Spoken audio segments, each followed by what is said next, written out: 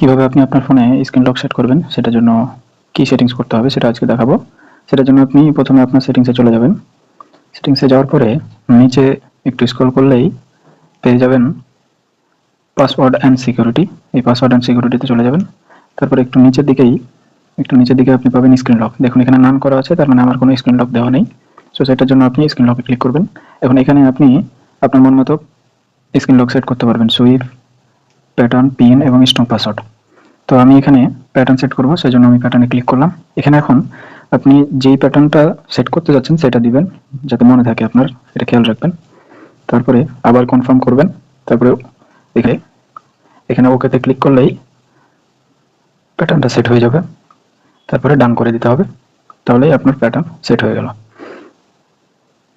এখন যদি আপনি সিকিউরিটিতে দেখেন, এখানে স্ক্রিন লকে লেখা আছে প্যাটার্ন, তার মানে যে প্যাটার্নটা আমি দিয়েছি সেটা এখানে সেট হয়ে গেছে। এখন যদি আমাকে স্ক্রিন লক খুলতে হয় তাহলে এই প্যাটার্নটাই ব্যবহার করতে হবে।